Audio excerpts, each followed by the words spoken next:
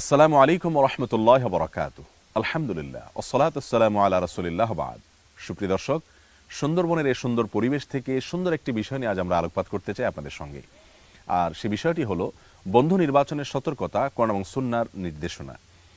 আমরা সবাই জানি মানুষ সামাজিক জীব, মানুষকে পৃথিবীতে বেঁচে থাকতে হলে বন্ধু বা সঙ্গীর প্রয়োজন হয়। আর এক্ষেত্রে যদি আমরা সঠিক সিদ্ধান্ত গ্রহণ করতে পারি, উপযুক্ত সঙ্গী খুঁজে বের করতে পারি, তাহলে সেক্ষেত্রে সে সঙ্গী, সে বন্ধু আমাদের দুনিয়া এবং আখিরাতের জীবনকে সাফল্যের চরম শিখরে পৌঁছতে সহায়তা করবে। আর যদি এক্ষেত্রে আমরা ভুল করে বসি, তাহলে সেটি আমাদের দুনিয়া এবং আখিরাত উভয় জগতে সমূহ ক্ষতির কারণ হতে পারে। আর এজন্যই রাসূল আকরাম সাল্লাল্লাহু আলাইহি ওয়াসাল্লাম বলেছেন বুখারীর হাদিসে, আলমারউ মা মান আহাব, মানুষ যাকে ভালোবাসে, যাকে বন্ধু হিসেবে গ্রহণ করে, তার সঙ্গেই সে দুনিয়াতেও চলাফেরা করে, কিয়ামতেও সে তার সঙ্গেই সমবেত হবে। যদি মুত্তাকি, ভালো এবং নেককার মানুষদের সঙ্গী হিসাবে, বন্ধু হিসাবে কেউ গ্রহণ করে, কিয়ামতের দিন সে তাদের সঙ্গে উঠবে আল্লাহ রাব্বুল আলামিনের দরবারে। অন্য এক হাদিসে আসছে, তিনি ইরশাদ করেছেন, লা তুসাহিবিল্লা মুমিনা, তুমি ইমানদার ছাড়া আর কাউকে সঙ্গী বা বন্ধু রূপে গ্রহণ করবে না যার মধ্যে আল্লাহর প্রতি ভরসা নেই, আল্লাহর প্রতি ঈমান নেই, আল্লাহর প্রতি তাওয়াক্কুল নেই, যার মধ্যে তাকওয়া নেই, আল্লাহ ভীতি নেই, সে ব্যক্তিকে তুমি বন্ধু হিসাবে গ্রহণ করবে না। কারণ কোরআনে কারীমে আল্লাহ বলেছেন, আল আখিল্লাউ ইয়াউমাইদিন বা'দুহুম আদুউন লিবা'দিন ইল্লাল মুত্তাকিন, দুনিয়াতে যারা বন্ধু তাদের সবাই আখিরাতে একে অন্যের শত্রু হবে। শুধুমাত্র মুত্তাকি বন্ধু যদি থাকে কারোর, তাহলে সে বন্ধু আখিরাতের শত্রু তো হবেই না, বরং বন্ধুর উপকারে আসবে আল্লাহ তাআলার অনুমতি সাপেক্ষে ইনশাআল্লাহ বিইذনিল্লাহ। প্রিয় দর্শক, নবী করিম সাল্লাল্লাহু আলাইহি সাল্লাম বলেছেন, আল মারউ আলা দীনি খালিলি, মানুষ তার বন্ধুর জীবন দর্শন, বন্ধুর আদর্শ এবং চিন্তা ভাবনা এটাকে সে বহন করে বেড়ায়, নিজের অজান্তে এটা চলে আসে তার মধ্যে। ফালিয়ানজুর আহাদুকুম মা ইউখালিল, অতএব তোমাদের মধ্যে কে কার সঙ্গে বন্ধুতা করছে এই বিষয়টি তোমরা খেয়াল করো, তাতে তুমি নিরূপণ করতে পারবে যে এই লোকটার গন্তব্য কোন দিকে। এজন্য আসুন, বন্ধু নির্বাচন কোনো হেয়ালিপনা নয়, কোনো পাতলামো নয়, কোনো অসতর্কতা নয়। আপনি যাকে বন্ধুরূপে গ্রহণ করছেন, সে আপনাকে আল্লাহর দিকে ধাবিত করে নাকি আল্লাহর পথ থেকে আরো দূরে সরায়, সে কি আল্লাহর নাফরমানের দিকে নিয়ে যায় নাকি আল্লাহর আনুগত্যের দিকে নিয়ে যায়, এই হিসেব আপনাকে কষতে হবে। কারণ এই বন্ধুতা শুধুই সময় কাটানো নয়, এর উপর ভিত্তি করে আপনার ভবিষ্যৎ বিনির্মাণ হবে, এর উপর ভিত্তি করে আপনার আখিরাত বিনির্মাণ হবে, এর উপর ভিত্তি করে আপনার ভেতরে তাকওয়া প্রতীত হবে। হ্যাঁ প্রিয় দর্শক, সেজন্যই বন্ধু নির্বাচনে আমাদেরকে সতর্ক থাকতে হবে।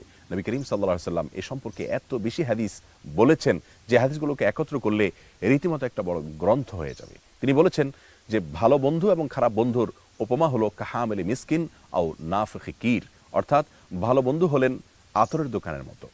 যে ব্যক্তি আতরের দোকানে গিয়ে বসবে, সে আতর না কিনলেও কিছু না কিছু গ্রান পাবে। আর খারাপ বন্ধুর দৃষ্টান্ত হলো কামারের মতো।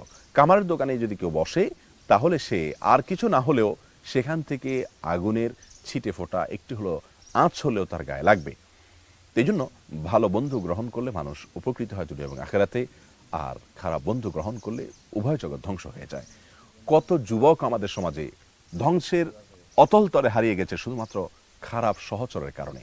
আবার কত মানুষের জীবন আমূল পরিবর্তন হয়ে গেছে, চিরসুন্দরের পথে চলে আসতে পেরেছে শুধুমাত্র একজন ভালো সঙ্গীর সংস্রবের কারণে। এই জন্য আসুন, সাহচর্য এবং সঙ্গ গ্রহণ করার ক্ষেত্রে খুব বিচক্ষণতার পরিচয় দেই। নবী করিম সাল্লাল্লাহু আলাইহি সাল্লামের এই সমস্ত হাদিসকে সামনে রেখে আসুন আমরা বন্ধু নির্বাচনে প্রথমত লক্ষ্য রাখি যে লোকটার ভিতরে ঈমান আছে কিনা, আল্লাহর প্রতি তার ভয় এবং তাকওয়া কতখানি আছে। তার সঙ্গে বন্ধুতার ফলে আপনি আল্লাহর আরো কাছাকাছি যাচ্ছেন নাকি আল্লাহ থেকে ধীরে ধীরে দূরে সরে যাচ্ছেন। সে আপনাকে কোনো খারাপ কর্মের দিকে আহ্বান করছে কিনা, কোনো ভালো কর্ম করতে তাকে আপনাকে বাধা দিচ্ছে কিনা, কোনোভাবে আপনার মধ্যে সেরকম কোনো প্রভাব বিস্তার করছে কিনা, সে কাদের সাথে চলাফেরা করছে, সে অ্যাজ এ মানুষ কতটা ভালো মানুষ, এই বিষয়গুলোকে মাথায় রেখে যদি আপনি বন্ধু নির্বাচন করেন, ইনশাআল্লাহ বিইذনিল্লাহ আপনার সে বন্ধু, সে সঙ্গী আপনার দুনিয়া এবং আখিরাতকে আলোকিত করবে।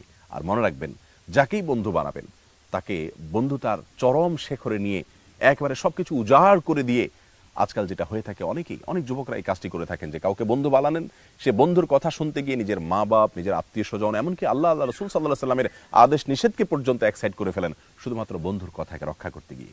এরকম অন্ধ বন্ধুতা পৃথিবীতে কারোর সাথেই রাখা চলবে না। নবী করিম সাল্লাল্লাহু আলাইহি সাল্লাম বলেছেন, আহবিব হাবিবাকা হাউন আম্মা, তুমি যাকেই বন্ধু বানাও তাকে বন্ধু বানালেও কিছুটা হাতে রেখে বন্ধু বানাবে, সবকিছু উজাড় করে দিবে না। কারণ আসা আইয়াকুনা বাগীদাকা ইয়াওমাম্মা, হতে পারে সে একদিন তোমার শত্রুতে পরিণত হবে, তখন তুমি বিব্রতকর পরিস্থিতির মুখোমুখি হতে পারে। একইভাবে কারোর সাথে যদি তোমার বিদ্বেষ থাকে, তো বিদ্বেষ করলেও তুমি এত বেশি শত্রু ভাবাপন্ন হবে না যে চরম পর্যায়ে পৌঁছে যাবে।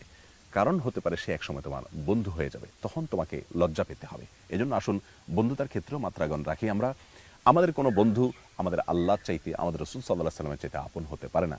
যদি তাদের চাইতে আপনি অগ্রাধিকার দেন, আপনার মা বাবার চাইতে আপনার বন্ধুকে যদি আপনি অগ্রাধিকার দেন, তো মনে রাখবেন এই বন্ধু আপনাকে জাহান্নামে নিয়ে যাবে। আল্লাহ তাআলা আমাদের সকলকে সব ক্ষেত্রে সঠিক সিদ্ধান্ত গ্রহণ করার তৌফিক দান করুন, বিচক্ষণতার পরিচয় দেওয়ার তৌফিক দান করুন, কোরআন এবং সুন্নাহর নির্দেশনাগুলোকে ফলো করার তৌফিক দান করুন। আসসালামু আলাইকুম ওয়া রাহমাতুল্লাহি ওয়া বারাকাতুহু।